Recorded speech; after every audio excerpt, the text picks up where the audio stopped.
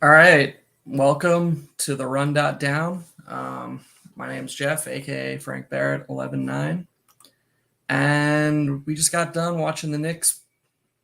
I don't want to say take a beating, but they ended up losing by 9. I thought they showed some really good fight at the end of the third quarter. To get it. I think they took the lead there for a little bit, but they kind of ran out of gas in the fourth quarter and also just got outplayed, which shouldn't be too surprising to too many people given the things we talk about here every single freaking night.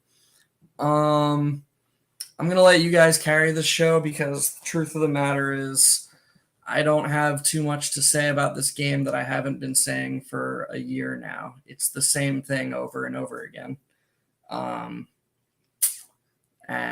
it's going to keep being the same thing until something changes. Going through the box score, we got RJ scored 30 points on 18 shots. That's good. I mean, he had 37 and 5. This is as good a box score as you're going to see from RJ Barrett these days. And yet he was last on the team in plus minus again. Now, hold on. This isn't to say he had a bad game. What this does say to me, as much as you can infer from one single game plus minus, is that the rotations that we're deploying night in and night out are not maximizing some of the players. I believe they're maximizing 2 players right now. Maybe 4 if you want to include Sims and Hardenstein, because no other coach would give them 48 minutes consecutively. But I mean, this scheme and this rotation, everything is designed to maximize Brunson and Randall. That is Tibbs' ship. He is going to go down with that ship. And so we're starting second and fourth quarters with RJ plus the bench.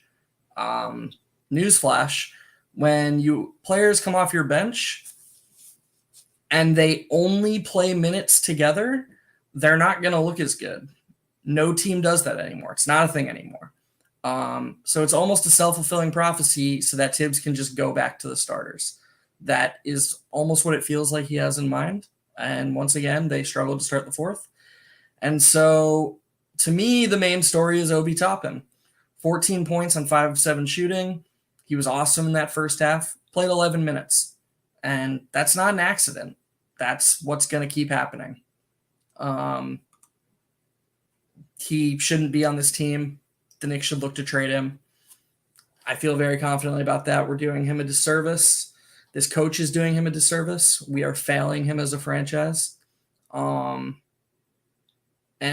fine. I mean, if you don't think Obi Toppin's worth, if you don't care that we're failing him, you don't think he's good enough to give any prioritization to, I don't think that's definitely wrong. But at the same time, this team didn't have to be a win now team. Tibbs could have created a paradigm where wins and losses almost didn't really matter. I'm not calling for a tank. What I'm saying is he could have had his cake and eaten it too. He could have gone after wins, but there's a world where we're going after wins and the minutes deployment is such that fans feel like there's development happening and that there's something that we're building towards. This team right now is building towards nothing. And I don't care what anyone says. This is a pointless season.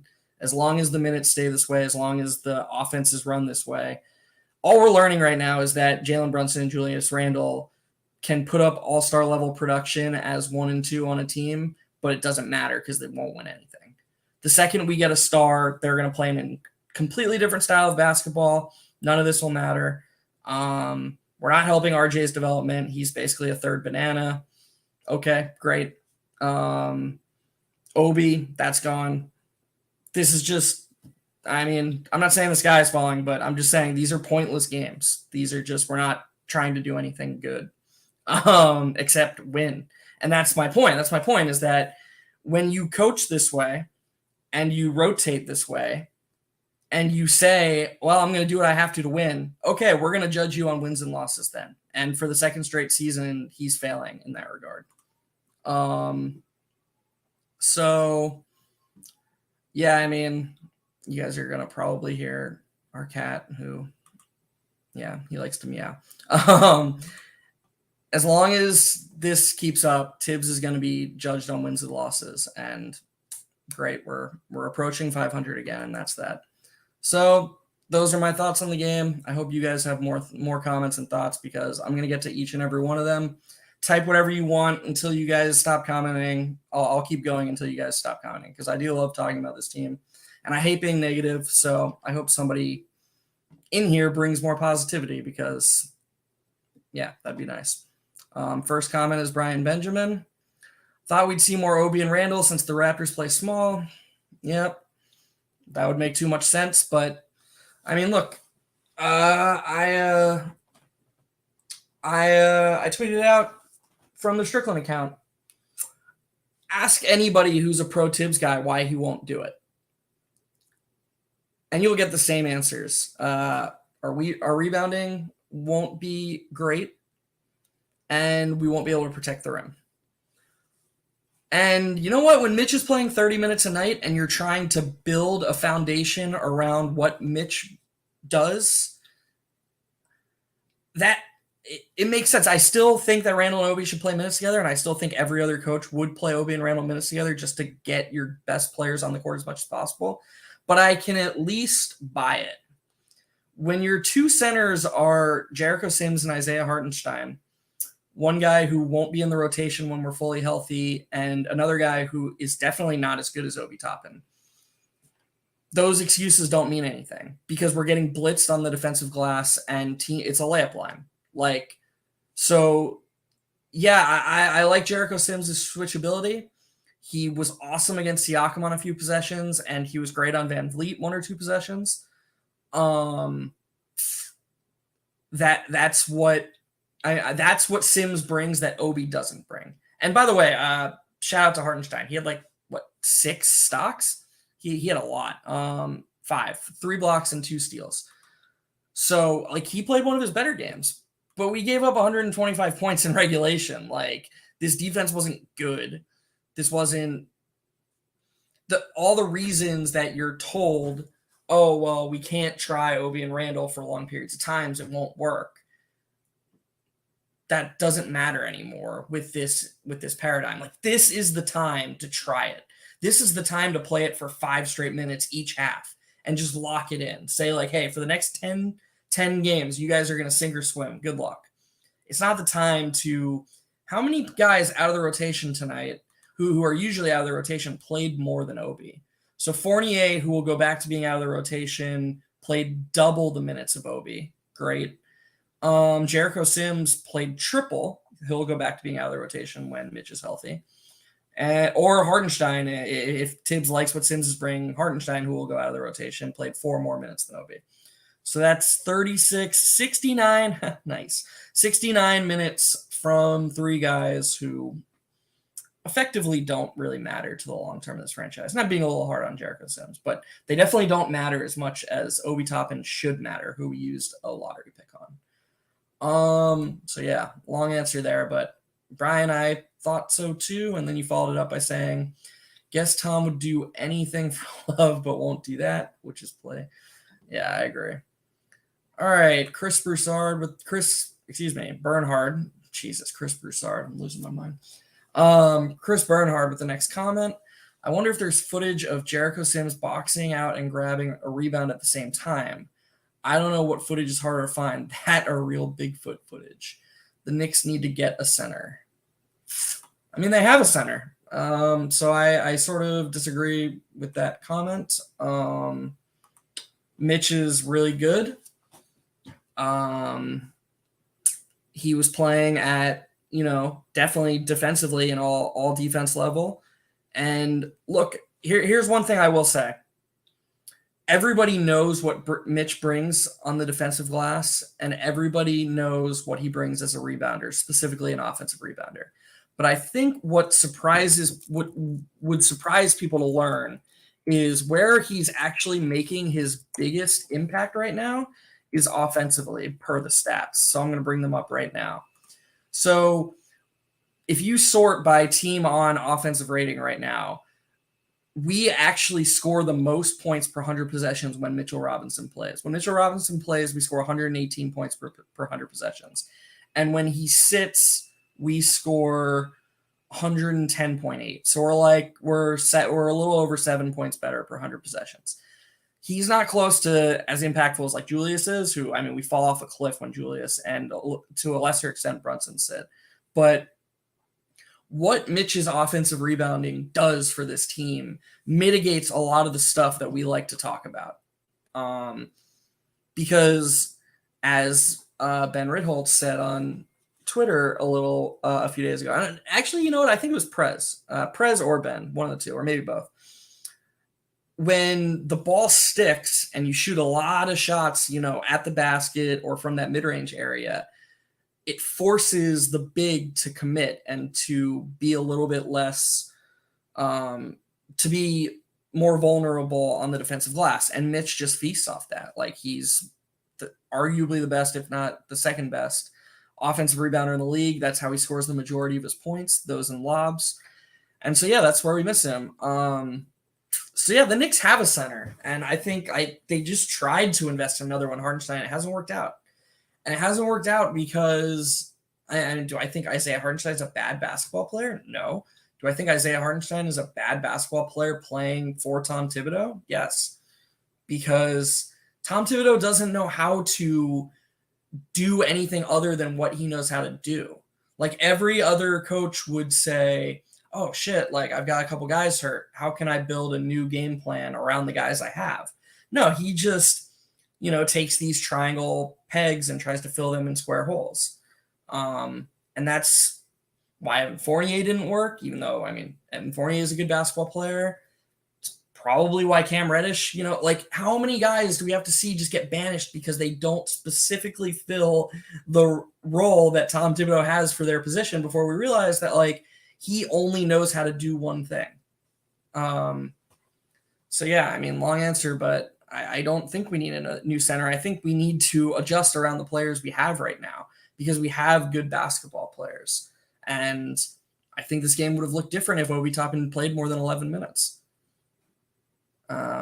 Which you follow up by saying, what the fuck? Why Obi only get 11 minutes? Yep, I agree. And then Brian follows up again by saying, but Hartenstein can get 15 while being the worst. Yeah, absolutely. Oh, man. Got a lot of comments. I don't understand Tom's line of thinking. Yep, I just said that. And last comment from Brian, our defense isn't doing anything because we don't have Mitch, so we need a score, but he isn't adapting. Yeah, I agree.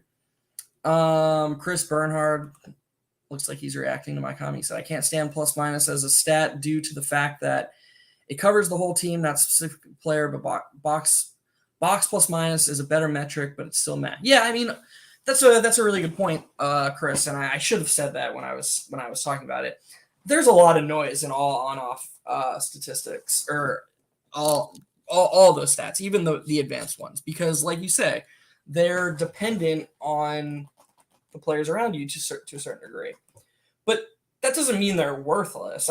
Single game plus minus is pretty much worthless, and I should have clarified that.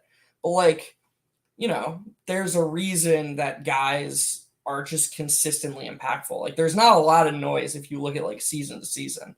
Emmanuel Quickley has pretty much consistently been the Knicks have been really good when he plays and bad when he doesn't play. Whether he starts, whether he comes off the bench, whoever he plays with, that's what Emmanuel Quickley brings. And yeah, you can take a drink. I brought up IQ. But obviously the Knicks missed him tonight. So, I agree with you, though, and I think that's a good point. I shouldn't have been so liberal talking about single game plus minus. That was unfair to RJ. I didn't even mean it as RJ hate. I meant it more as disparaging the rotations and how just ridiculous it was that as shorthanded as we were, the Knicks had Grimes, Randall, and Brunson play all of the first and all of the third. And what do you know? The 10th and 11th men in the Knicks rotation couldn't play together. That's not surprising to anybody. It just shouldn't be, at least. If you're going to have to use your 11th man, let him play with people who might be able to elevate him a little bit more. Deuce McBride isn't going to elevate Evan Fournier. That's not how basketball works. Like, so I just feel like I'm just continuously saying the same things, but we're seeing the same problems, and that's, All right, next comment. RJ is him. Agreed. Brunson is him. I agree in general. I don't think he was him tonight, but that's okay. Obi awesome from the bench. Randall was beast on the boards, but way too many turnovers and missed free throws. Yeah, I like this comment in general. I like the positivity, Jordan. Appreciate it. I don't think Brunson played his best game, but that's okay. I mean, he's Mr. Consistency. He's allowed to have a bad game. Obi played 11 minutes. That sucks. I agree Randall was a beast on the boards, and like he was oddly efficient. What did he finish the game? 8 of 14. He only took 14 shots. And still ended up with 23, 19, and 8.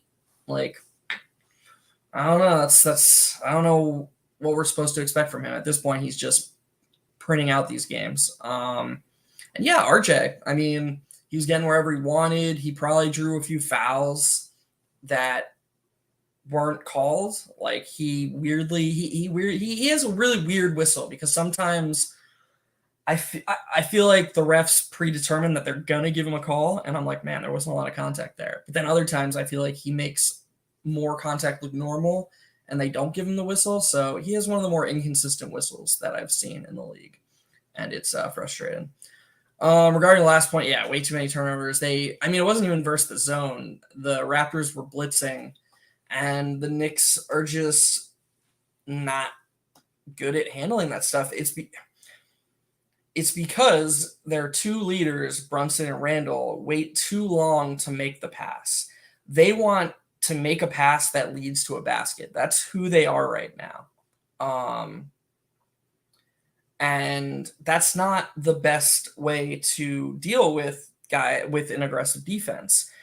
You should be having as the lead initiators. If you're getting blitzed a lot and you're getting doubled, you should have lots of hockey assists. That should be the goal. You want to make the pass that leads to the pass, because you're starting the scramble. If you wait too long hoping to make a pass to a wide open guy that leads to a basket, you're allowing and inviting more pressure and pressure from different angles, and it leads to an increase in turnovers. And yeah, I thought we saw more of that from Brunson and Randall tonight. I thought they did a really bad job handling pressure, and it's just something they have to get better at. And I think they will.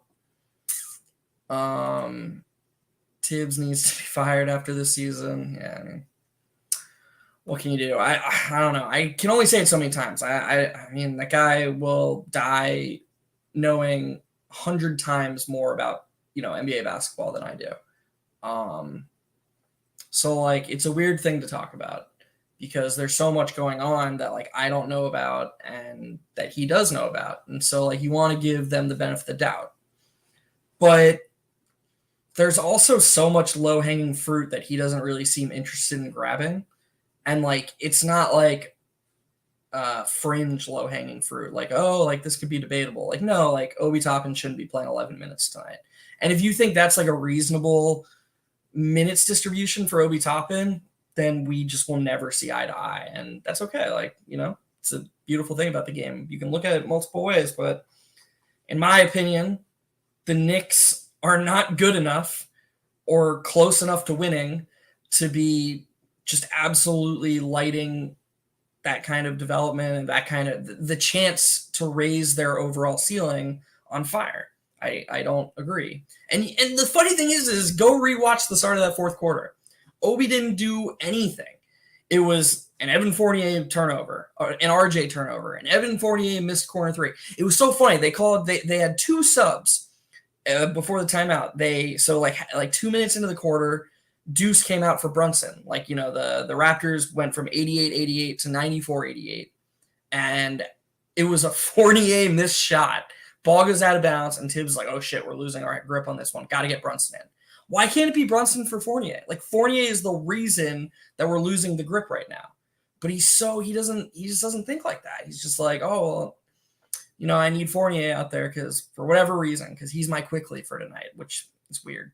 And then, a couple more minutes go by and the lead stretches to 12 and Tibbs calls timeout, and he's bringing Randall back in. And it's not going to be for Sims, which is too bad because it very well could have been. Obi deserved it tonight. Ooh, here we go. Here's an interesting one. Deuce is horrific on offense. It kills me. I don't know why Tibbs just doesn't sub Brunson out early in the third so we can hide. Yeah, perfect comment. Deuce, that's 100% right. And you know what I appreciate about this comment, and I hope anybody watching can use it as sort of a just a way to think about basketball and just rotating like this and just life. He made a bold claim. Deuce is horrific on offense. Yeah, that's not that bold, but he made a potentially polarizing claim. And his answer wasn't just, okay, get him out of here. It wasn't trade him. It wasn't like, oh, he doesn't need to play any more minutes. There's no more. He can't get any better. It was, how do we mitigate this? How do we keep moving forward on the development train, but figure out how to because he's hurting us right now. He is hurting us right now. That's indisputable.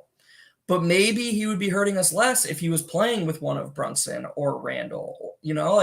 Maybe if he got some of those minutes, he would get more into the flow, get more open shots, and this isn't like we got to build around Deuce. But as long as he's in the rotation, he needs to be someone that you're trying to maximize. That's the goal of basketball. You're trying to maximize the team. You're trying to maximize all 9 of your guys. And that's not happening right now. Hawkeye 420, our reg said, "What's good, Jeff? Shout out to you for actually doing the solo instead of enjoying the rest of your Sunday night." Thanks, man. Appreciate it. I love talking about this team as much as I can be negative sometimes. I don't want to be. But I do think it's because I think we as a team right now are just leaving meat on the bone, and I just feel like there's an opportunity here, just like there was last season. And by the way, all the same people who would be like, dude, shut up, you're just Tibbs hater, yada, yada, yada.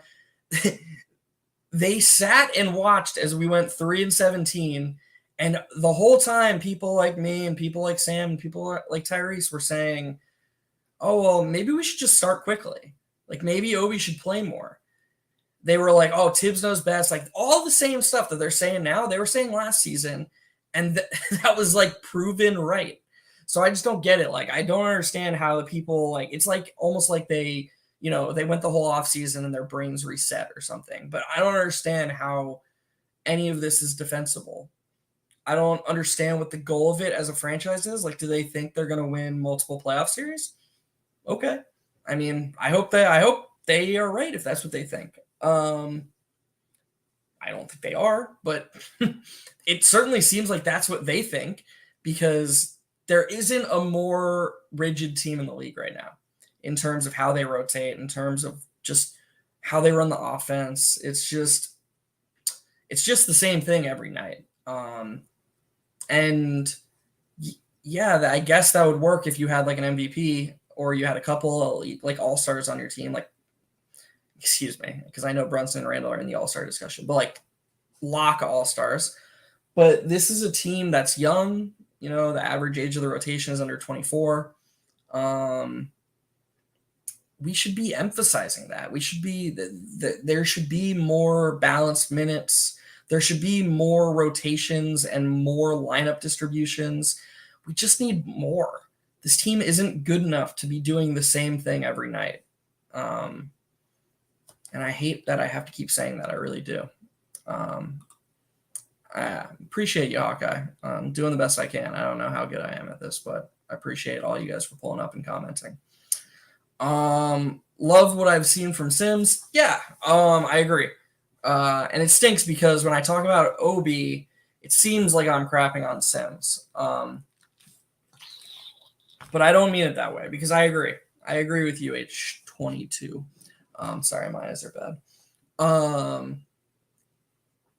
I agree with you.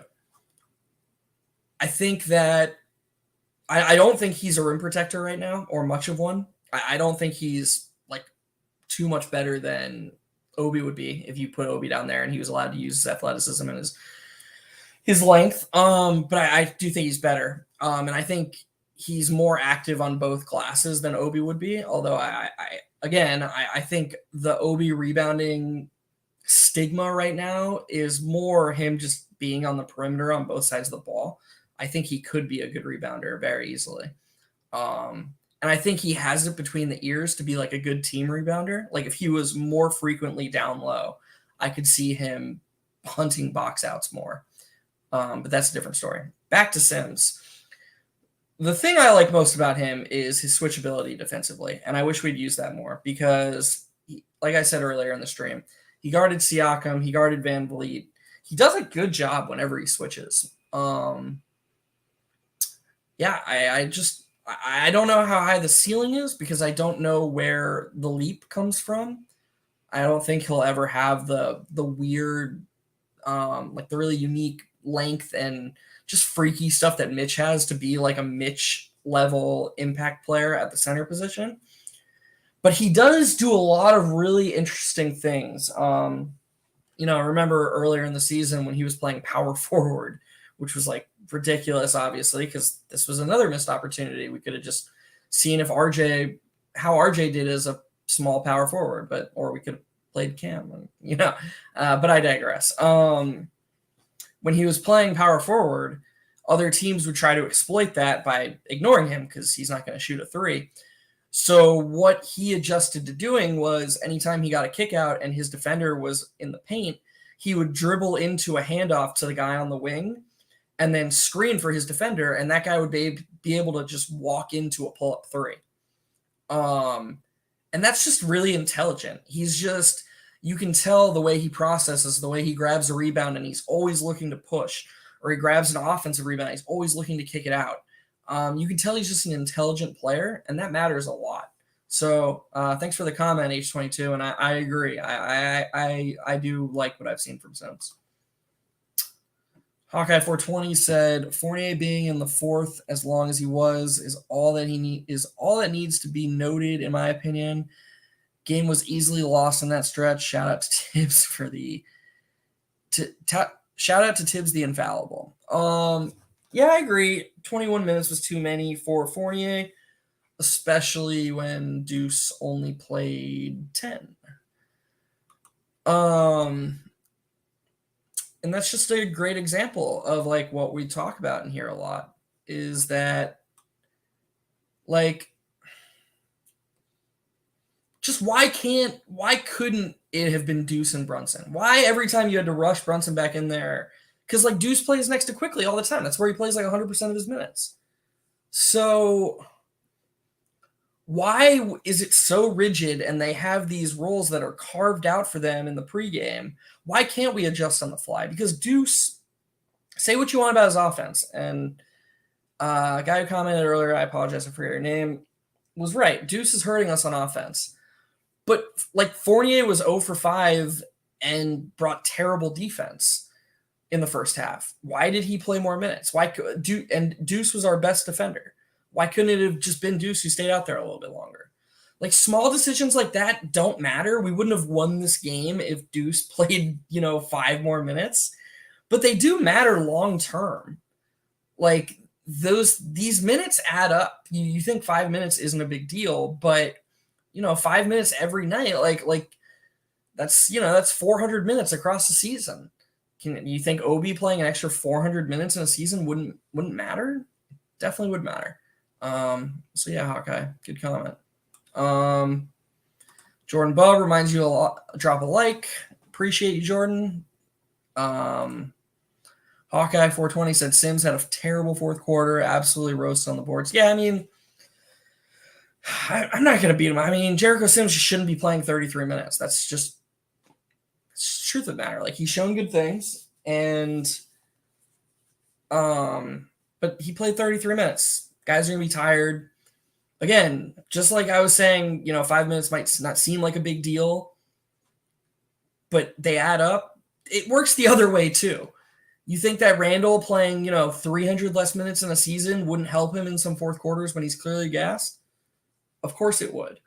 I mean, and we're already starting to see it right now. What have we been bitching about for the people who come in here all the time in our post games? What do we talk about with the rotations, with Emmanuel Quickly? Well, first it was he didn't play enough. Correct. He was not playing enough. Now he's playing over 30 minutes a game.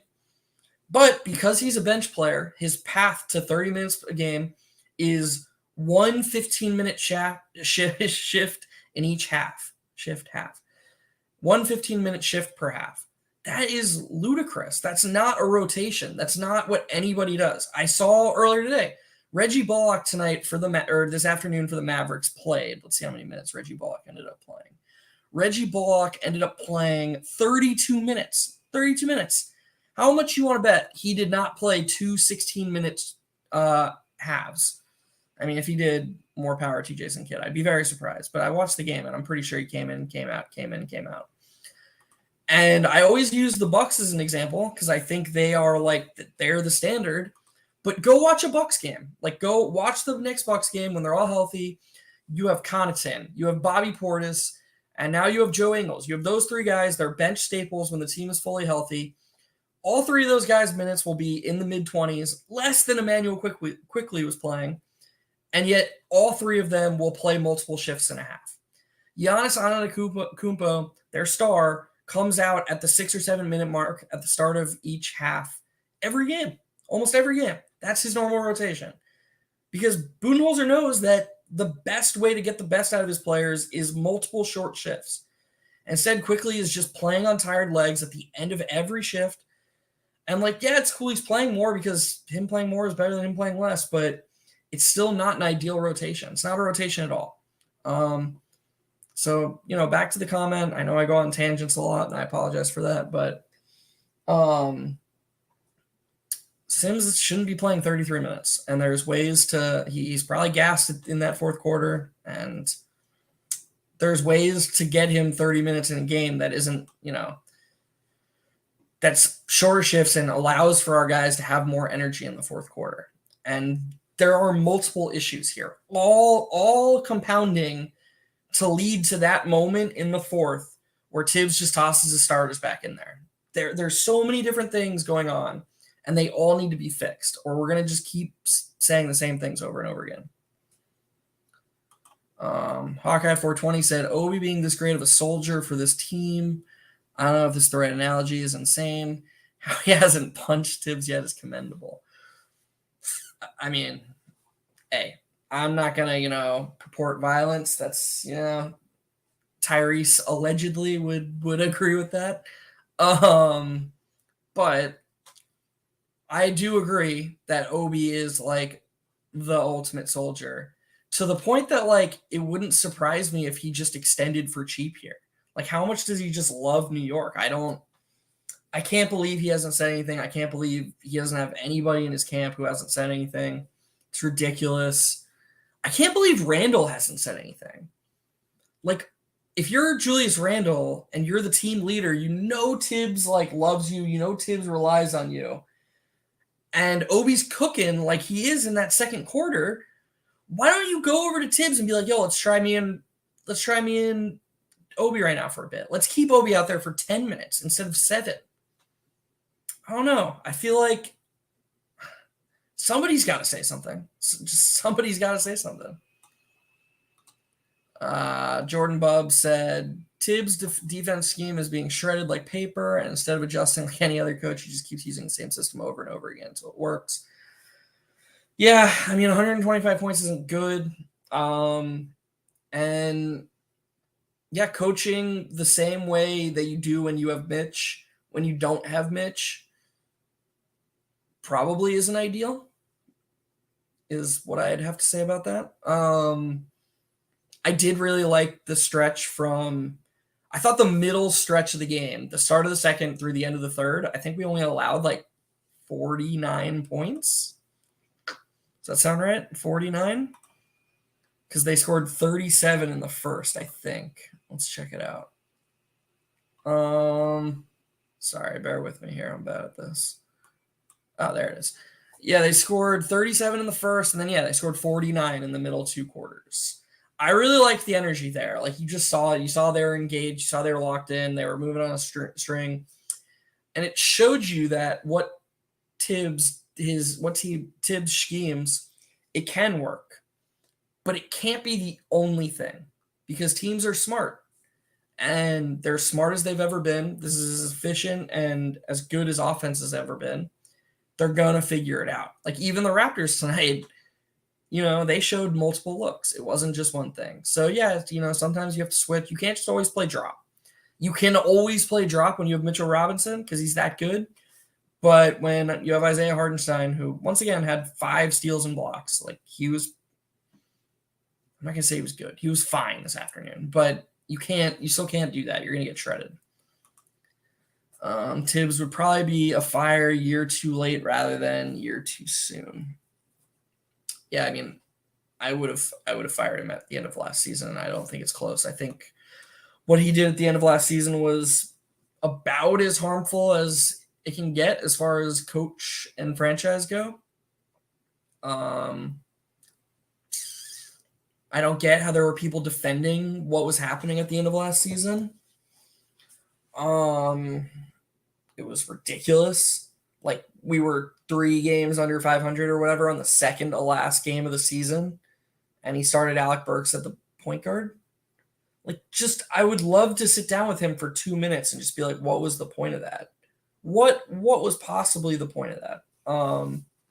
Obviously that'll never happen, but whatever. Eric Fernandez said, it's so annoying to watch the Clippers play Robert Covington at the 5 or the Mavs playing Dorian Finney-Smith.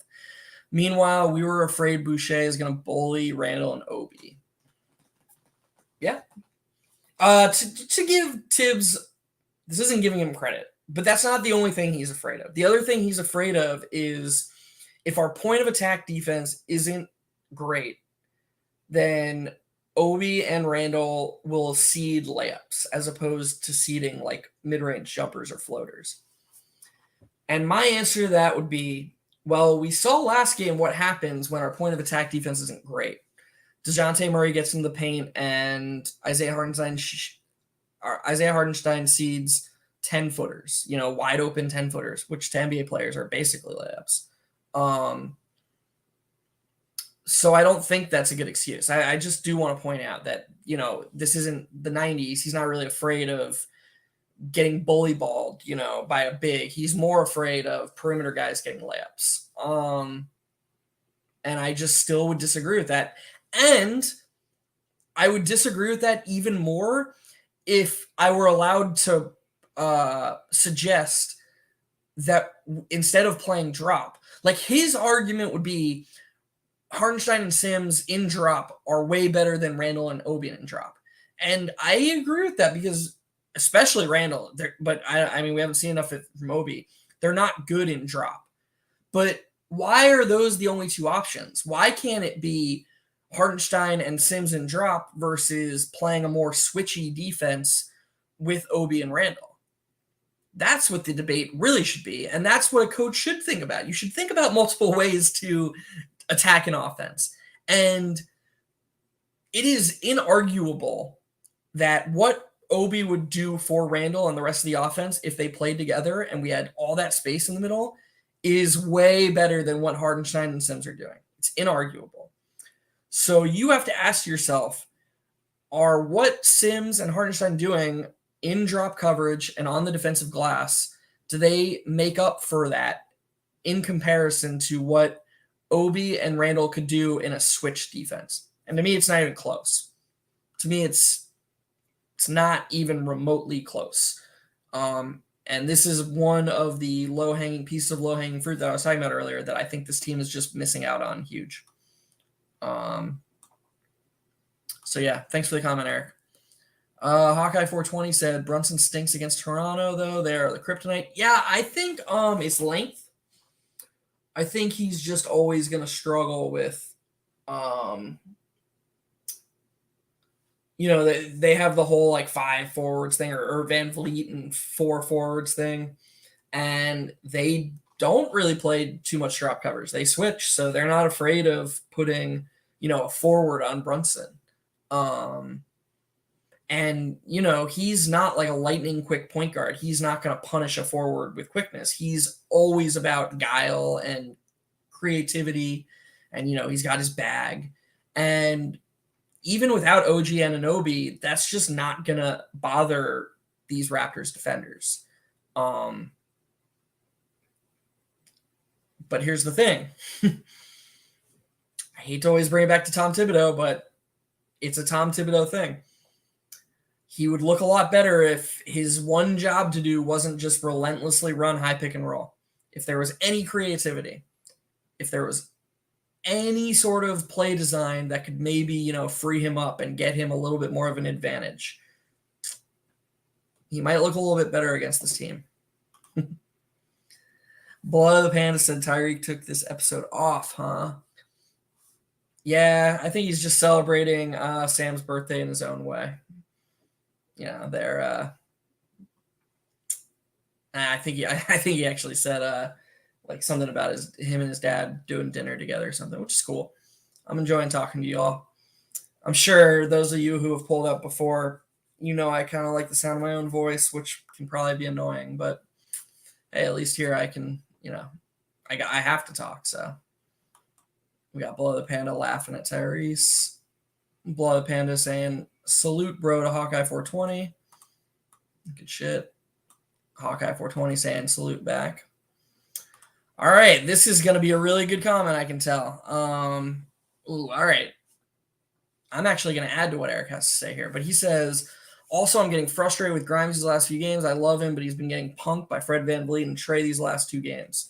So, yeah, his defense hasn't been great these last few games. I mean, long term, I don't think we want to be down on Grimes because when you show what he's shown as a shooter, as an attacker, like he had that pass to Sims tonight after attacking closeout. That was just, I don't think anybody else on the team makes that pass. Like, he had some good moments tonight. But yeah, his defense has definitely tapered off a bit. No question about it. I will say in defense of him, when literally your job is to be put on an island against the other team's best perimeter scorer night after night after night, there is some volatility to that. Like, you're basically not allowed to have an off night, which, yeah, he shouldn't, like, especially if he's putting all of his energy to defense. But he's 22 years old or 23 years old. Like, he's supposed to have speed bumps, That's he's not at his prime. So I do agree with being frustrated with, like, the microcosm of his performance, of his game-to-game performance these last few games. But I'm not worried about it long term. The thing that I'm more concerned with, I will say, he really doesn't seem to like to shoot threes after he's missed one. And something I noticed, like a few weeks ago, like I think he's still really struggling with balancing attacking the closeout versus just being a pure sniper. When, like, I know Tibbs wants him to be a sniper, which, like, credit to Tibbs, he should want him to do that. But Grimes is like, hey, like, I've been working on, my handles and my finishing around the rim. Like, I want to showcase that too. We saw Quickly struggle with it a little bit last season. And he's still struggling with it a little bit this year. I wish Quickly would shoot more. But tonight, man, there was a couple when there was one possession, which I hope some of y'all remember, but it was in the fourth quarter. And Randall created multiple open threes for Grimes. Maybe not like wide open, but like he should have shot. And Grimes pumped on both and then dribbled into nothing. And I was watching and I was like, man, like you should have shot both of those. Like, and if you're not going to shoot, you have to make something happen. So yeah, I mean, just from like a mental standpoint, that worries me because I want him to have 100% confidence that he can just shoot every time. Like if I was Tibbs and I saw Grimes do that, I would just pull him aside in one practice and be like, dude, like you have to shoot. Like I want you shooting every single time. I don't care if you're 0 for 10, go 0 for 11. Have that Dion Waiters attitude. Like I'd rather be 0 for 21 than 0 for 6 because if I was 0 for 6, that means I stopped shooting. Quentin Grimes should never stop shooting ever. And like I do agree. I'm not saying that his attacks don't have value. They do. But I just want him to scale those back just a little bit and shoot more because like this guy needs to be shooting, 8 threes a game or maybe 10 threes a game. I'm sure I'm going to look right now and see he shot 8 or 10, but he shot 6. He's got to shoot more. And hey, we won Grimes' minutes tonight. We got to get fired. Tibbs trending blood. Yeah. Haters will blame RJ for this one though. Eric Fernandez. I'm not sure. I don't know. I'm not super in touch with the the whole Twitter scene. I would have a hard time blaming RJ for this one though. That's what I'll say. I'd have to watch his defensive effort. I know he was once again a little weak on the glass. There was one Fred VanVleet layup when he really just like the bare minimum nudge just moved RJ off out of his way basically. And I was like, come on, RJ, like hold your ground a little bit better than that. I mean, yeah, he's got to round out his game a little bit more, but again, he had 35 and 4 on 16 shots. He is not the reason we lost this game. Hawkeye 420 asks, Jeff, can you check Grimes' defensive metrics since our 8-game win streak ended? If I recall correctly, he missed that first Toronto game. I don't know if his defense has been good since that injury. So, I think on cleaning the glass, I could isolate for that. I don't have it open right now. I'm just going to see what it's looking like on the season right now.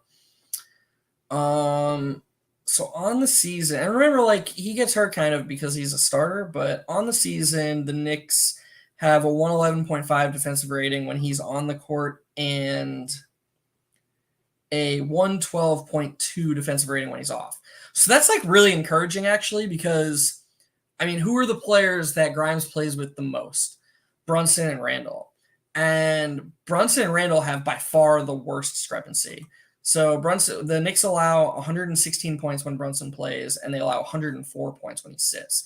They're 12 points per 100 when Brunson sits than when he plays. And Randall's pretty close to that. So the fact that those two can be 12, like they can be minus 12, and Grimes has found a way to still be a positive, means that like when he separates himself from the starting lineup, he's like really showcasing what he can do. So that's the best I can do for you right now, Hawkeye. And again, I don't think we have too much reason to be worried. I think Grimes is who he is, and he's going to be a good to great defensive contributor for a long time. And I think his ceiling is more so dictated by what he becomes on offense. Blood of Panda said, I've been trying, bro. I'm still on the island, but I don't expect it. And then he followed up by saying they aren't even maximizing Obi's trade value. Yeah, I agree. Bad Eyesight said, I think we moved the ball well with RJ as the focal point. Yeah. And I thought we moved the ball well to start the game. I thought we really came out. I mean, how many assists did we end up having? We had like 20 something, right? Holy shit. The Knicks had 30 assists tonight. That's a lot. And I agree that there were some good minutes when the offense was run through RJ, because he was really, again, this is a very simple offensive system. It is completely reliant on collapsing the defense and either getting an easy basket or starting a scramble that gets your teammate an easy basket. And say it again, that is why Julius Randle is so important to Tom Thibodeau, because he is the best Knick at causing that, at starting that scramble. He collapses the defense better than anybody. And tonight, RJ was doing that. RJ was getting wherever he wanted. He was getting to the basket at will. He was scoring efficiently. And eventually the Raptors had to treat him like they were treating Randle from the start. And that is why the ball movement looked so good at times when RJ was the focal point. Thanks for the comment, Bad Eyesight. Hawkeye 420 said Tibbs and optimization, maximizing just don't go together. Yeah, I mean, that's actually a good point. And I know you meant it as like kind of Tibbs slander, but I'm gonna try to spin it in a more optimistic way towards Tibbs, even though like it's probably not optimistic. He's just always going to be a high floor guy. He's always guarding against the worst case scenario. So to him, it's the same reason that he started Elfrid Payton for an entire season, because he could control and predict the style and the type of output that Elfrid Payton was going to give him. There was less volatility to it. Now, that doesn't mean that's good. That's not like that obviously was not a defensible position to take. Elfrid Payton was terrible. Legitimately one of the worst players. Like that version of Elfrid Payton. I know Payton on the Pelicans was fine and whatever, but that season's version of Elfrid Payton was legitimately one of the worst basketball players I've ever seen. Didn't try on defense, didn't shoot. He shot like 45% inside 5 feet, which is insane. Yeah, he was just awful. So, but Tibbs is always going to look for what gives him the most consistent median. And so, yeah, he's not looking to, raise the ceiling. He's looking for guaranteed production. And that's, once you understand that that's how he views the world, it sort of helps you understand why he makes some of the baffling decisions that he does. I look forward to your involvement in Knicks on One tomorrow, assuming you have the time. The combos tomorrow will be something. Yeah, Sean does a good job. I don't see why I wouldn't be there, but at least for the beginning. But yeah, it's a good show. Anyone who, is busy or is looking for something to do during the day, maybe you're at work and you want to listen to something, there's a good spaces at 1 the day after every Knicks game. So check it out. Hawkeye again said, I think talking about talent in the way you did is fair, Jeff, because you actually acknowledge that they aren't being used optimally. I wish I remembered what I was saying. I have such a bad memory. But yeah. I mean, I agree with you with what you're saying in a vacuum. Yeah, I mean, all I can say is I agree with you because I don't remember the specific point I was making, but I mean, I made it, so I assume I agree with myself. You continue. Okay, not a lot of Knicks content creators speak like that. It's either gas up the guys who have it going one night and chalking it up to luck, or Tibbs can't be blamed because we have zero talent. Yeah, okay, I see what you're saying now. My mistake. I should have finished the comment. Yeah, there's a lot of once you kind of dabble in Knicks, Twitter with all the content there is out there, there's a lot of agendas out there. And I would kill to wake up in 2 weeks and get laughed at for thinking that Tibbs should have been fired. Just I feel really good right now about the fact that I was almost certainly wrong about what I would have given Julius Randle away for during the summer. I hope Tyrese laughs at me, every day for the rest of my life for that. Now, man, I keep saying that, but sorry guys, I'm by myself here. This is kind of a rough draft or whatever. I've never done this before, so I'm probably repeating myself a lot. But anyways, I still think, despite how good Julius Randle's been, if you assume that Tibbs is the head coach for the future, I still think you could make an argument that trading him is best for the franchise. Not even from an Obi standpoint, but just from a Tibbs and Randle just don't go together at all, clearly. Your ceiling is so low when the two of them are together because there's just no room for other people to flourish. So, even if you don't believe in Obi, you could make the argument that just Obi being in the starting lineup with RJ and Brunson potentially elevates RJ to a degree that matters more than whatever Randle will do for the Knicks. That's a really pessimistic way to look at it regarding Randle, and I don't want to make that argument. I think he should get all the praise in the world for how he's come back from that awful season last season. I hope he makes the All-Star game and he's putting up the numbers that he still might, even if we lose a lot of games before the All-Star game. But I just do need to point that out there. I admit readily that I would have made a pathetic trade during the summer if somebody offered it if I was GM of the Knicks and somebody was like, hey, I'll give you a protected first for Randle. I would have been like, yeah, take him. We're going to start Obi. And that would have been wrong. Obviously, he's worth more than that. And my original point was I would give anything to be wrong about Tibbs. I think everybody should view basketball and rooting for the Knicks that way. Your agenda is not more important than the team you root for. And that's how I always view it. So appreciate the comment, Hawkeye. Ace Bouchard said, it kind of sucks that we lose Mitch's defense and don't really have a decent offensive boost option at the 5 to replace him because we know the defense is going to drop off significantly. Yeah, I agree. I disagree. I think that Obi and Randall at the 4 and 5 would be a significant offensive boost. Well, excuse me. I think it would be a significant offensive boost from what we're getting right now.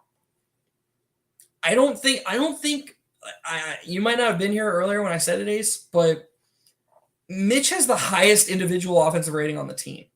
Like, if you sort by individual offensive rating when they play, we don't score as many points with anybody on the court per 100 possessions as we do with Mitchell Robinson. So, like, it's not like he was some defensive specialist that was giving us nothing on offense. His offensive rebounding is one of the most valuable individual skills on this team. And so would Obi be able to replicate that? No. But would he be able to bring something meaningful that could approach it? I think he could. And I think I think this is the time you try that. Because we're 25 and 23, and like this team's ceiling right now is the 6th seed. That's what this team's ceiling is. So we can either chase the 6th seed and have Isaiah Hartenstein and Jericho Sims fail at being Mitchell Robinson, or we can try something new. And we can see if there's a higher ceiling with a different approach to the game. To me, anybody who's studied range of outcomes, anybody who understands that kind of stuff, understands that it's no question. You have to try that. But Tibbs doesn't agree. Hawkeye said, Jesus. Tyrese celebrating Sam's birthday in his own way. Yeah. I was just talking out of my ass. I wasn't implying anything by that. Hawkeye then said, bro, so much dribbling into nothing happened in the 4th, let alone the entire game. Maddening to watch. Yeah, especially when we were facing a zone, right? Like, what were our most successful possessions against the zone? It was when the team put somebody in the middle, and then we passed through the guys up the top, and then the guy in the middle made something happen, especially RJ. RJ was really good at making something happen from that middle spot. And somebody said it on Twitter today, but when you see guys like Brunson and Randall over dribble, it does beg the question if they're doing it because it's natural to them or if it's because the way Tibbs wants them playing basketball. You know he wants them to dribble into a shot or to collapse the defense. But I don't get why we're not adjusting when it's a zone. And then Hawkeye finished with saying, thanks for the insight. Hopefully it's just a rough stretch recently for Grimes. Yeah, I agree. I mean, I just don't think there's much reason to be worried about Grimes. I think what I was saying earlier about Tibbs and how much he likes like a safe, predictable median, it correlates very heavily with reasons he loves Grimes so much. Because Grimes, in my opinion, is a very safe prospect. And I think we can be rest easy knowing that Grimes is going to be here for a long time and give us what we hope he does. Bad Eyesight said, just for the purpose of the roles they're being asked to be played, what about Obi for Nasir Little swap? Little on a fantastic contract. You asked this before, I think, or if you didn't, somebody else did. Or man, maybe you asked it on another show. I don't know. I watched the Macri postgame show sometimes, so maybe you asked it there. But I remember thinking, and I still think that is selling awfully low on Obi. Even if you're right about, even if your whole presumption is right, which I think it's possible it is, like we'd be getting a wing, which is valuable. Like it is entirely possible that Nasir Little could be more valuable for this team than Obi is. I still think that we can just get more for Obi. There's somebody out there who believes in this guy's ceiling. He's shown enough. Ace Bouchard said Knicks should still trade Randall as soon as possible. Yeah, I mean, I don't know. It's tough. I don't know. There's just like the fan side versus the rational side, and I mean, Randall's just that type of guy. You have to question, like, what is his ceiling for contributing to a winning team? What is like the best, and not just any team, because like obviously if Randall was traded to like the Mavericks, he wouldn't go to Dallas and be like, oh, I'm the guy. This is my fucking team. You know, like that's just not what he would do. So all the stuff we kind of pine for Randall to do from a role player perspective, it's easier to see him doing it for another team, especially a team with like a superstar like Luka. So back to my original question, what is the ceiling for a Julius Randle Knicks team? Because you have to think that as long as he's here, he's going to play this way. And for him to make playing this way work, he has to really play well. And like he has to shoot well. He has to make decisions well all the time. And like, what does that team look like? I don't know. I don't know how far we can go. And so when you consider that, is there merit to just saying like, okay, he's rehabbed his image. Our ceiling's low with this guy and he's a wonderful individual player. Let's send him somewhere where they can capitalize on him and sort of fit him in better to a higher ceiling outcome. And then we can also raise our ceiling by getting assets back and freeing up room for Obi. I don't know. I mean, I'm not saying that's right. I'm just saying I do think there is merit to thinking about that. And then he followed it by saying, give me that protected first. I'm still taking that trade. Hawkeyes watching the football game. Need the Niners to beat Philly. Hey, man, game's not over. Probably won't happen because the Eagles are disgustingly good. Niners just keep copy-pasting quarterbacks. Yeah, I mean, this game's coming down to the wire here. I mean, Dallas gets a stop, they'll have the ball and a chance to tie it up. So, Hawkeye, do hope my negative Nancy prediction of 0-13 the stretch doesn't happen because this has been brutal so far. All right, so if you weren't here the last time, and I think if you don't mind, Hawkeye, I know you've got a few more comments. Yeah, all right. So I think I'm going to end here. All right, I'll show you this comment that you just said, Hawkeye. Suns are probably the only team that we can trade Randall for. Yeah, I mean, I agree with that. I do think that's the trade if we make it. But I'm going to go back to Hawkeye's comment about this stretch, and I'm going to finish here. If you weren't here for the last post game, we went through the schedule, or Tyrese did. So let's do that one more time. Through the All-Star break, we now have 1, 2, 3, 4, 5, 6, 7, 8, 9, 10, 11, 12. We have 12 more games. Cleveland, at Boston, at Brooklyn, Lakers, Heat, Clippers, Sixers all at home. Then at Orlando, at Philly, Utah and Brooklyn at home, and then at Atlanta. So we've got 5 road games and 7 home games and 11 playoff teams and the Magic. I mean, look, I don't think the Knicks are going to go 0-12. That's not how basketball works. If we go 0-12, like just even going 3-17 over that 20-game stretch last season was ridiculous.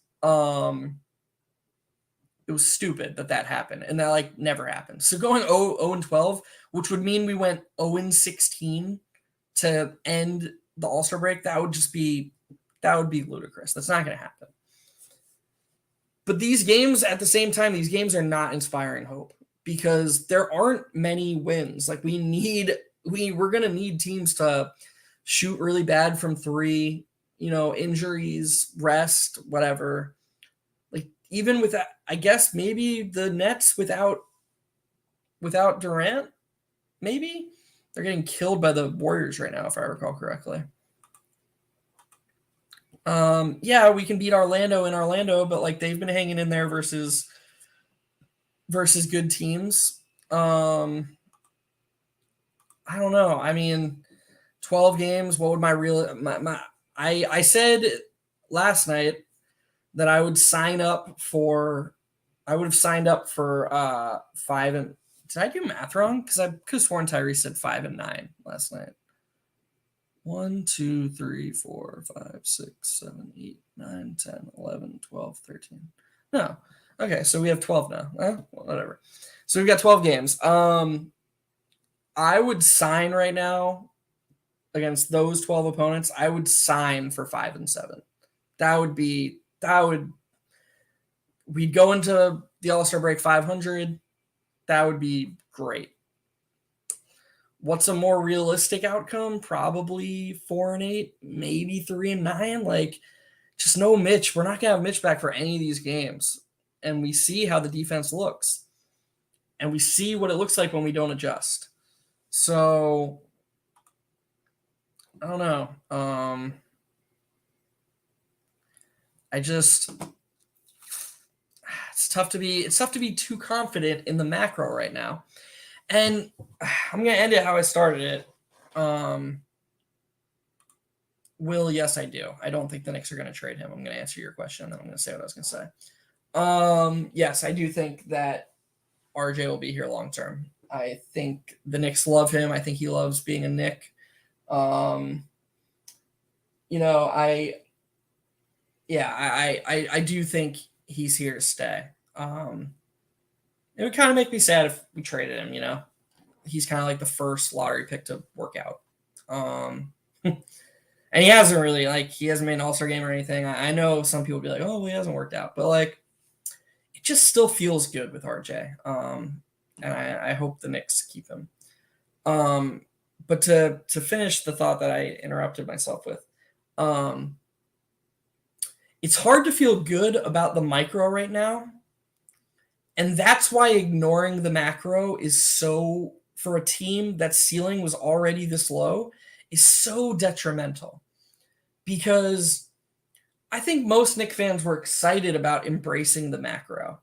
And I think that if you had told them that Grimes and Quickly, you know, would have increased minutes, and our rotation would be as young as it is, I think most people would be excited. But we're still seeing what they're doing night in and night out. And we're still very much aware that there's just so much more they can be doing as far as seeing different lineup combinations, getting Obi on the court more, going small. Like, how many times do we have to open up the NBA.com lineup combo thing generator and just make up a Knicks lineup that we haven't seen any of? How many times? How many minutes? Let's do it right now. How many minutes have Brunson, Quickly, Grimes, RJ, and Mitch played together this season? How many minutes? Let's see. I bet it's 0, which is insane, by the way. That's a really good lineup. That's a lineup that should be used. Bear with me here. Like, just think about that lineup. I'm going to repeat it again. Brunson, Quickly, RJ, Grimes. So Grimes, RJ, and Mitch. So you go a little bit smaller, but you still have Mitch in the middle. This is like a lineup that you could use to give Randall a reprieve, you know, like if the rotations work that way, or maybe at the end of a game that Randall's struggling. Yeah, this is just a lineup that has a lot of merit. And I would bet that we have not seen it yet. So we will check the tape, but I am going to remain very confident as I scroll through here and see that I'm not seeing it even listed. So somebody wants to prove me wrong, but I don't think that, hey, we got another late comment. Mino says, what's good, Jeff? Didn't catch the game. Just wanted to say what's up. My friend was at the game, though. Hey, thanks for checking in on the post game. You didn't miss much of a game. I was just ranting about Tibbs stuff, which I'm sure you expected if you're a frequenter of the post game. And I think I'm going to end it there. William asked, and Randall. I don't. It seems like Randall's here to stay. And you know what? If he's playing as hard and as good as he's playing this year, I don't know if we can be anything but excited about that. So, yeah. I appreciate everyone who pulled up. I did my best for 70 minutes to talk. My voice is a little raspy. I've never really done that before. Watching the Cowboys not, oh my God, they just lost the game basically. Yeah, I'm going to wind it to a close. And again, I appreciate everyone for pulling up. I hope I didn't butcher it too hard. Oh, crap. I forgot my duties as a host. All right. Let's do our duties here at the end for the few people who are reading. Hey, guys, the NBA season is heating up, and there are still so many unknown. Who's going to win the championship? Will it be the Nets with Durant missing games? Keep watching. When I'm looking to get in on the action, I bet with DraftKings Sportsbook, an official sports betting partner of the NBA. New customers can bet just $5 pregame money line on any NBA team to win their game and get $150 in free bets if they do. Download the app now. Sign up with code TBPN. Place a $5 pregame money line bet on any NBA team to win the game and get $150 in free bets if they do. That's code TBPN only at DraftKings Sportsbook. There you go. I did my job. That's good shit. That's good stuff. Yeah, this will make you for a good rewatch. We have our links at the bottom of the description. And, like, subscribe. We're trying to get to 1,000. I hope you guys will like and show us some support. And I'll see you guys we play the Cavs at home on Tuesday. So I will see y'all Tuesday night. Peace.